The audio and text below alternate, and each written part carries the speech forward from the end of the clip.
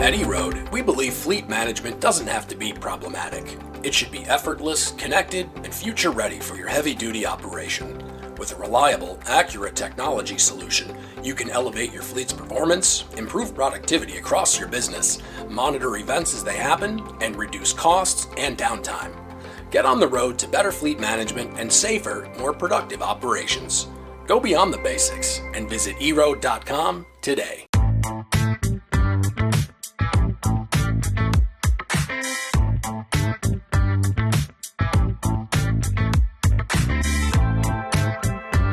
Welcome to Running on Ice, the coolest community in freight. I'm your host, Mary O'Connell, bringing you the latest tech updates, warehouse news, and everything happening in the cold chain world. Not only is there the coolest show in freight, but there's also Running on Ice, the newsletter that could not be colder. You can subscribe to that on freightwaves.com/runningonIce. Today, we welcome for the first time to Running on Ice, but you are a fan favorite over on Check Call, Scott Cornell, Travelers Vice President of Transportation. Welcome to the show, Scott. Hey, thanks for having me again. I appreciate it. Well, first time on this show, but again, with you. I figured, our freight broker 3PL community has gotten you enough. It's time to share you with the Running on Ice people who are cooler than the There you others. go. Good to be with the cool people. All right. Since it is your first time on this show, let's get some background on you and how you got started at Travelers. Yeah, I've been at Travelers since 2002. I started out in the investigative division and helped start a cargo theft investigation team here at Travelers, which is unique to Travelers. And in 2015, I took over transportation for the inland marine division. So, and I have a roughly 30-year background in cargo theft investigations and supply chain security. So I did it a bit before I came to Travelers. So you're just kind of the cargo theft investigation guy. I'm one of them. There's a few of us out there. If there's a cargo theft, you're on it. We're trying. We're doing the best we can. It's the cargo theft right now is, as you and I have discussed, cargo theft in the U.S. is at an all-time high. So everybody that in this part of the industry is running around right now for sure. All right. So one of the things, so we've talked, like it's in the past on other episodes, we've talked about how cargo theft's on the rise and like specifically one of the main targets is food and beverage. I mean, one of the times on the show, we talked about the someone who stole steaks out of a reefer unit because why not? But what is it about food and beverage and other like cold chain freight? Because to me, that seems like it would be impossible to like offload somewhere else and to move quickly because you still have to, maintain that temperature, maintain that food safety. So I'm like, why, if I'm thieving, why would I do that over like some Xboxes or PlayStations? But why is cold chain freight, like food and beverage and everything like that, why is it so much more attractive to cargo thieves compared to just general dry goods?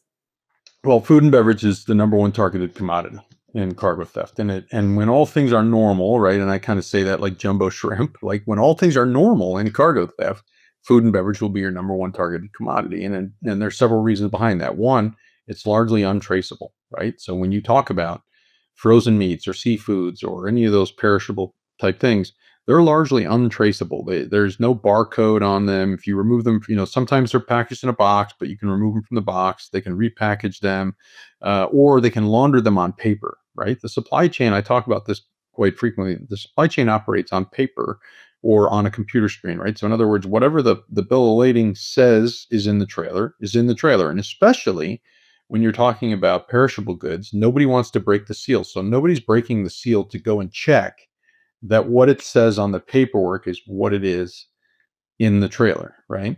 So they can offload food and beverage pretty well.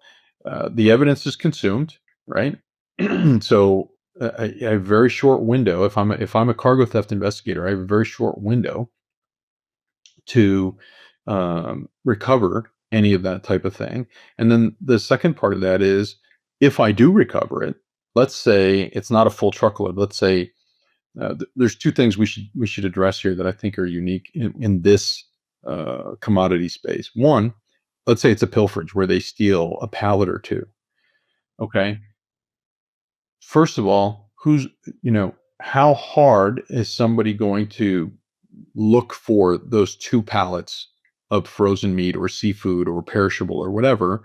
How hard is it gonna be to recover that? Because now it's not even attached to the truck, right? So you can't even tie it to the truck, and if they can, change the paperwork or things like that, it becomes very difficult, and if I recover it, what's likely going to happen to it is the shipper or the owner is going to want it destroyed, right? The other issue that comes into play with a pilferage of something like frozen meats or seafoods is now what happens to the rest of the truck? Does the rest of the truckload get destroyed? Does the shipper or the owner of it, do they want it destroyed? Right? It's not mandatory that it's destroyed, but in most cases, they're going to want to destroy it. Right? If it's a full truckload, if we go to the other scenario and it's a full truckload, you mentioned earlier you have to maintain that food safety uh, aspect of it. Cargo thieves don't worry about that.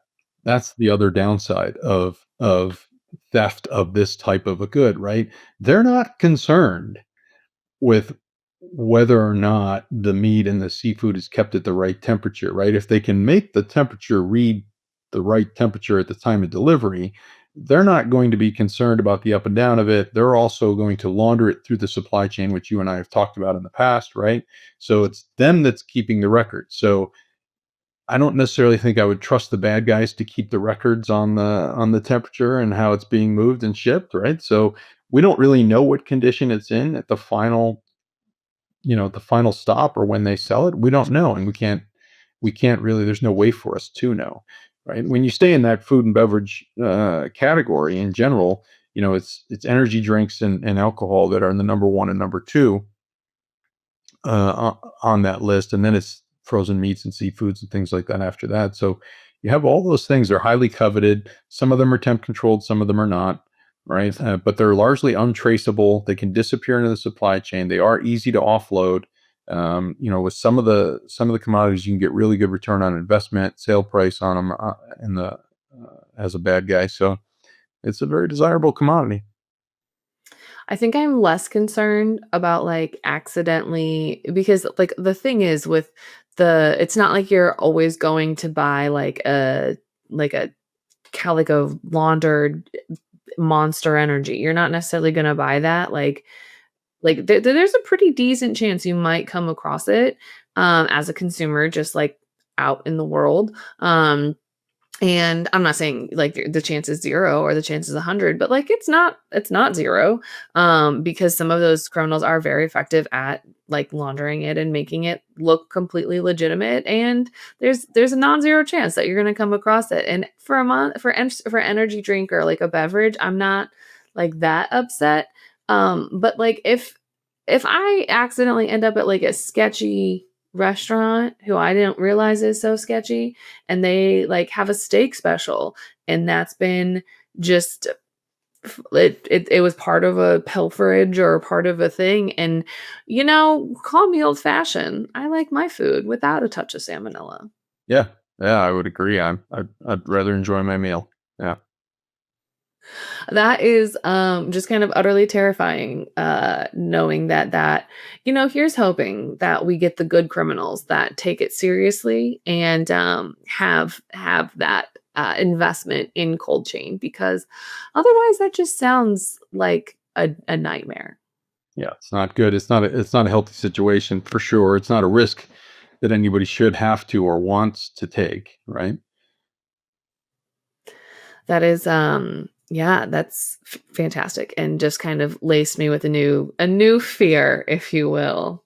Well, keep Always in mind always that heartwarming. they are moving a lot of this stuff away, right? So they are trying to move a decent amount of it out of the country or to other places, but so there is that danger, and if they launder it, right, then people could buy it not knowing that it's stolen or that it hasn't been kept right.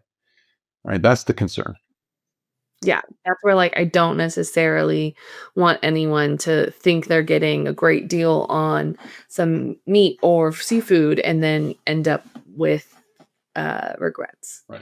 So, um, so I guess when it comes to kind of solving this problem, because food and beverage being a target of theft, that's never gonna go away. Like, we could get the best we could get the best policies written for the best everything. It would just be like we could get it to be where like cargo theft is basically non-existent, which I don't think we'll ever get there. But food and beverage will always be a target, especially with like the new trendy drinks or whatever it is. I know that like what a couple years ago, those was it the prime drinks that people were like going crazy for and were like falling off of trucks. That so like there's always going to be that type of drink. But when it comes to kind of protecting what you can, because obviously right now, you can't, where it's just kind of a mitigate your own risk kind of situation as a shipper. When does it, when do you have to start kind of training your drivers to say, hey, this is like, these are our policies, these are what we need to do? And like, when do you need to start having those conversations with the drivers and the warehouse people to say, this is our policy, this is how we're combating this and mitigating our exposure to this risk of food and beverage theft? I think always, right? I think consistently you need to be having those conversations. I would say that, you know, the the positive, if there's a positive takeaway from the increase in cargo theft, is that more and more people are willing to have these conversations, right? So the industry is rallying to itself a bit over this issue, and so I think shippers in general are more willing to have conversations with their freight brokers and the trucking companies they're working with about, hey, how are we combating all this together? So I think I've mentioned to you before, I'm the chairman of TAPA, which is the Transport and Asset Protection Association. We're a nonprofit supply chain security and standards organization, and I sit in that seat on behalf of travelers. And we just in May hosted the National Cargo Theft Summit. And I would say a good number of our attendees were shippers coming there and meeting other like-minded people who were thinking about supply chain security and how can we work together and how can we partner together. So I think we're in a scenario right now because of the circumstances of cargo theft and everything where there's a bigger conversation around that. So if I go back to discussions that you and I have had in the past, I've always said that I think your frontline staff, whether if you're a freight broker, I think your capacity team, or if you're a trucking company, your drivers are your best asset to prevent cargo theft. Now, how do you do that? So when we work with our clients, we work with them on creating a three-layered approach. That first layer is always based on good process and procedures. And that's kind of the foundation for everything. If you don't have good process and procedures in place, the other two layers will fail. So if you have good process and procedures in place, what does that entail? Well, it entails training the staff. You don't need everybody to become a cargo theft expert, but you certainly need them to have a little bit of a spider sense so that they understand what's going on and they see a red flag or they see something that, hey, that sounds really familiar to the training that I had. I'm going to contact my supervisor, right? And I last year I went and trained a client who operates a warehouse.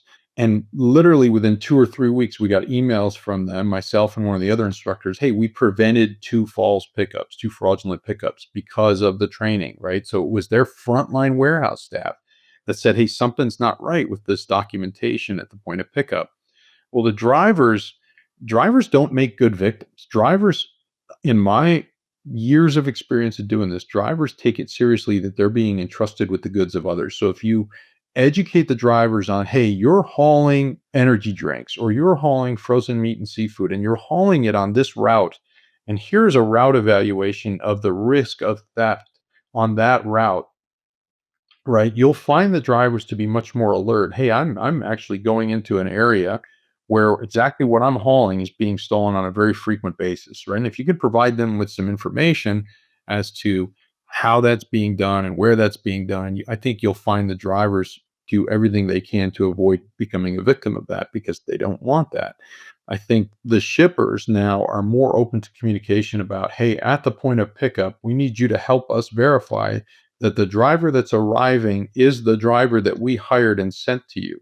You're seeing more and more technology that's being offered to the industry based around that, around verifying the drivers at the point of pickup and things like that.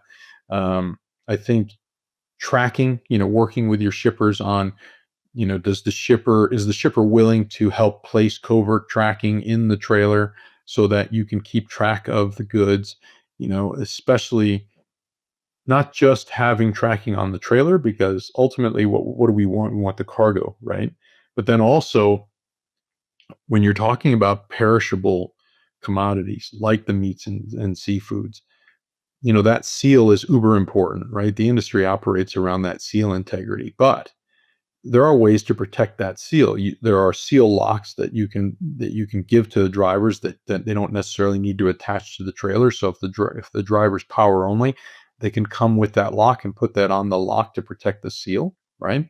High security rear door locks, which keep the two doors married. So even if, let's say, somebody breaks that seal, but they can't break that high security rear door lock, you can make the argument that, hey, okay, the seal was broken, but those doors never got opened, right? So there was never any concern that that commodity was messed with or potentially contaminated or that the doors were open and it went out of temperature or any of those types of things. So I think it's really about that base process and procedures. This is how we handle these loads. This is how we handle the movements. This is how we handle the pickups. This is how we communicate with our shippers and our clients and our freight brokers, and everybody operating together on the one of the other times we talked about the supply chain needing to develop a culture around supply chain security, much like there is one around safety. And I think this is exactly where that applies, is there has to be a soup to nuts culture that's built around supply chain security, and everybody has to participate. Well, because like you were saying, a couple years ago, if someone was a victim of double brokering or theft or something like that, you really wouldn't hear it unless it was a large carrier or a large broker and they had like a cyber attack or they kind of had like a ransomware attack. You really didn't hear about it because nobody would talk about it because everybody was kind of ashamed or they felt like they didn't like it, they did something wrong or something like that. But really, like, it's not necessarily just like they did a bad, it's just these criminals are just coming and coming and coming and coming, and they just look for any weak spot. And if you can have it all the way down to your drivers and your shippers or your drivers and your carriers and your warehouse workers and everybody, if everybody's on the same page, you can say, "Hey, all right, like this is like John's coming to pick it up and this is his driver, this is what his ID looks like, this is his company, this is his truck number, this is his trailer number." And if somebody that is John shows up from a different company or with a different trailer number, you can go timeout. Timeout. We got to stop. We got to make a phone call. Because yeah, sometimes that does happen. They say, I'm this trailer, I'm this trailer, I'm this tractor number. And then a different trailer shows up and it's a legitimate just, oh, that trailer broke or it wasn't good. It wasn't going to meet the expectations or the requirements for the shipper. So we just swapped it out. That's okay, but nobody that's being honest and legitimate will have a problem with you going, "Hey, do you mind if I just make a phone call real quick just to double verify this?" Nobody that's legitimate is gonna have a problem with that, because they're gonna be like, "Yeah, of course." But if somebody gets squirrely about it, then suddenly you're really great that you made that phone call.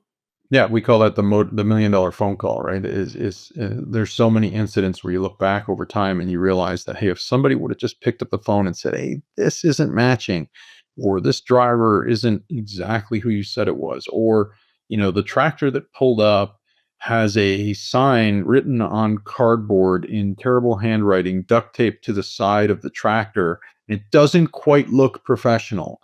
Maybe we should make that phone call, right? So we call it the $1 million phone call. Obviously, not every time. It's not worth $1 million every time, but it's called the $1 million phone call. It's just pick up the phone, re-verify that. Now, again, as I mentioned earlier, there's a lot more technology coming out around driver verification and load verification, load pickup verification, and things like that in the industry. So that's good to see that enhancement that will continue to mature across the supply chain. Yeah, because as those enhancements come and as those developments happen, then it's not you don't have to make a phone call every single time. You can just, like, kind of look it up, press a couple buttons, and then you're like, "Oh, no, this is who it needs to be, no problem." Because if me as a carrier, if I have the opportunity to say, "Oh, this tractor or this trailer was supposed to arrive, it's not, it needs a washout or it's not a cer," because some shippers have requirements of, like, your trailer can't be older than, like, 2 years or, like, there are some that just have very specific requirements, And so if I see that, oh, okay, this trailer isn't going to meet that, I'm going to swap it out. If there's a way for me to proactively go in and say, hey, trailer 1, 2, 3, 4 is no longer coming. Now it's 5, 6, 7, 8 is going to be this. If there's a way for me as a carrier to log in and do that, so that way it's already set up through like verified networks, then that's a lot easier than just saying, than just hoping that somebody catches it. Exactly. So. So I have two more questions for you. One is the last one's going to be possibly the hardest question you're going to get today. But before that, what is kind of the one thing that you continually see that most temperature sensitive or cold chain shippers overlook when they're trying to build out a good theft prevention plan? Oh, that's a good question. So the one thing that I think people overlook the most is that it is going back to what I said earlier, which is get the good process and procedures in place first. I think all too often the industry seeks out technology, right? And I think technology is great. I do think technology is important, but follow a process. Don't jump to technology. Technology should be an enhancement of a process that you put in place. So I think the one thing that I see happen too often is an immediate search for a technological solution that's going to solve everything. And there is no silver bullet. There is no one thing out there that's going to fix your supply chain security issues or your theft issues or your pilferage issues or any of those things. So it always starts with the process and procedures. And then the second layer we usually teach is the hard locking devices. So we talked about like the seal locks and the high security rear door locks and those types of things, right? And then you get into the technology enhancement, right? Because remember, to some extent, covert tracking can be proactive because you're keeping track of the load, you're monitoring the load, but in large part it's going to be reactive, meaning it's going to tell you it's off course or the door has been opened or the light sensor is going to go off or the motion sensor is going to go off, and then you're reacting to that notification. The goal is to have that as that last layer of monitoring, but being confident in the fact that your process and procedures are working the way they're supposed to be working, everybody's participating in that, and you have those hard locking devices in place. So there's a second layer that people have to pass through. And then you have that kind of third layer, that technology based layer. Now, I think technology comes into direct dovetail with those good process and procedures when you start to talk about the technology we just covered, right? Which is driver verification at the point of pickup, verification of information and documents.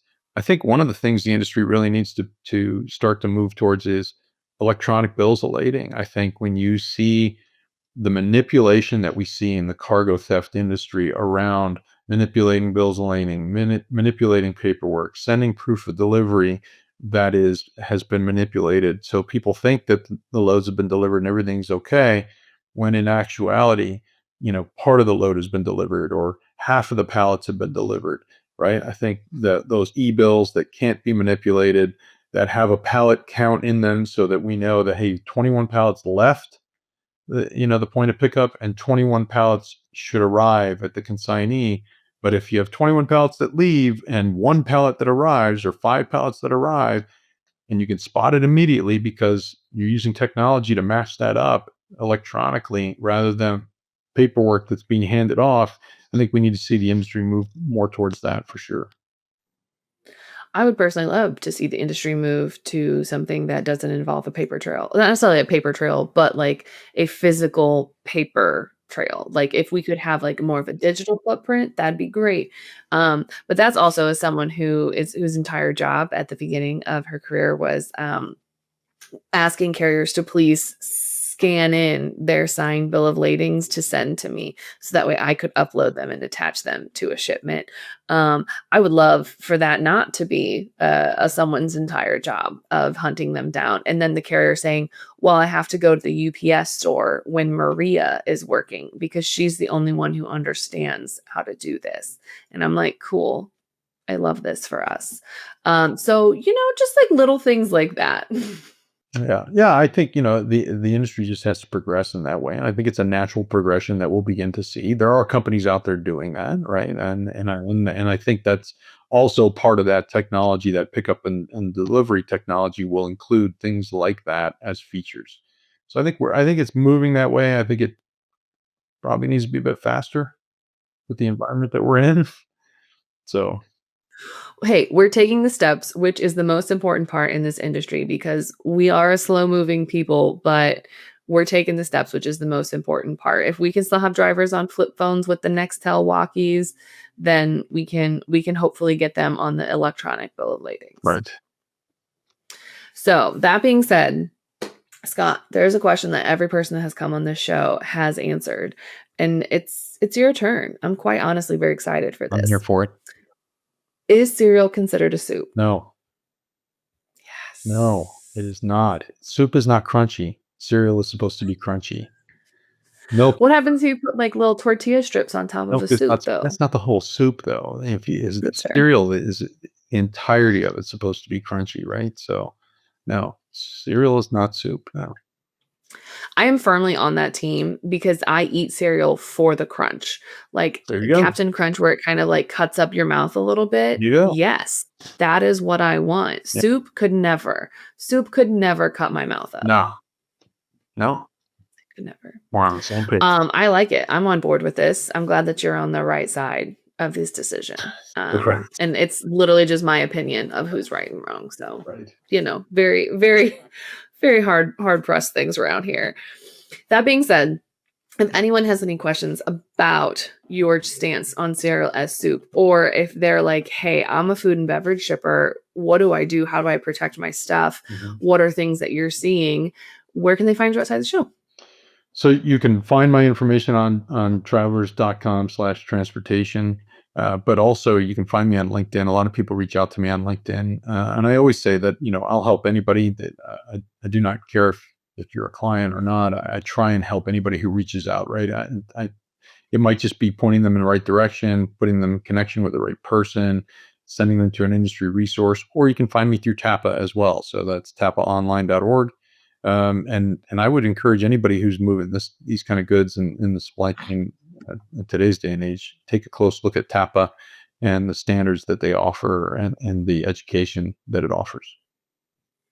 I am absolutely here for it. Anyone that is a good industry resource and just kind of is happy to share the wealth is good in my book. Because that's just we all got to make it through this together. Absolutely. Thank you so much for joining us today. Thanks for having me. I really appreciate it. I enjoy the time every time. I'm glad. It's fun with you. You can catch other episodes of Running on Ice right here on FreightWaves TV, YouTube, or anywhere you get your podcasts like Apple Podcast and Spotify. Need more Running on Ice news? No sweat. Subscribe to the newsletter on freightwaves.com/runningonIce. See you on the internet.